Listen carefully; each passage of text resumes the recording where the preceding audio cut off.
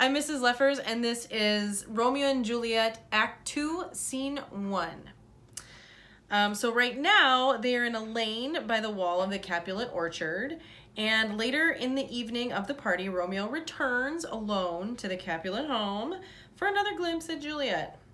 He climbs the wall and he hides outside in the orchard. Meanwhile, Benvolio and Mercutio come looking for him because they're his friends, and they're like, where did Romeo go?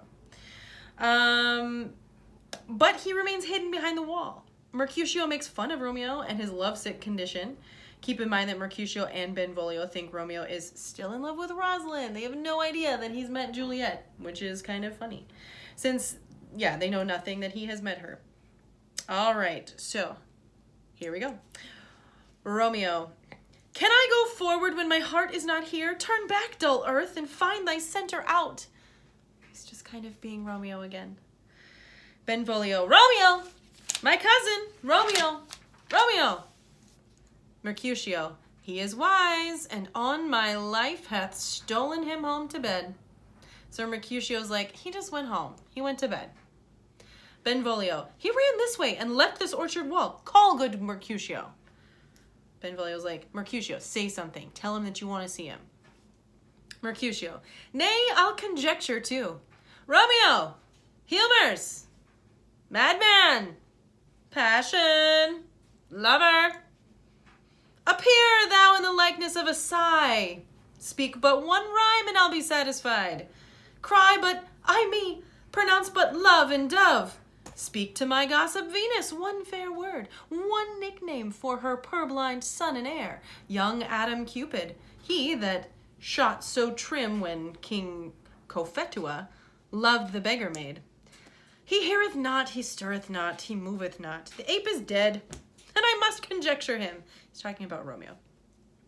I conjecture thee by Rosalind's bright eyes, by her high forehead, that was considered to be hot back then, and her scarlet lip, by her fine foot, straight leg, and quivering thigh. It is what you think it is. And the dimsness that there adjacent lies, that in thy likeness thou appear to us. So he's just being a teenage boy. He's like being kind of a perv about the whole deal.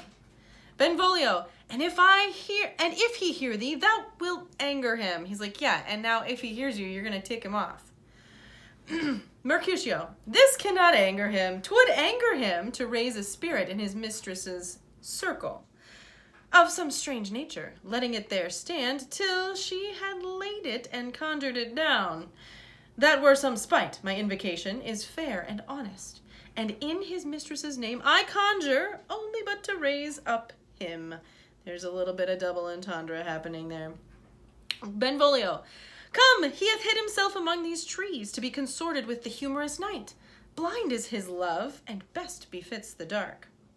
Mercutio, if love be blind, love cannot hit the mark.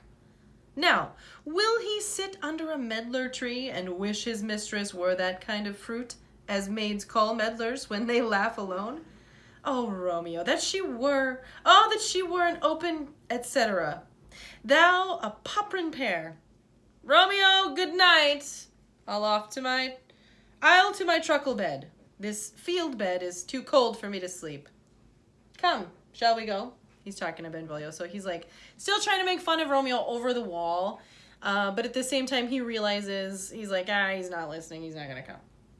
Benvolio, go then, for 'tis in vain to seek him here that means not to be found. So Benvolio's like, yeah, let's go. He doesn't want to be found, so let's not keep trying to find him.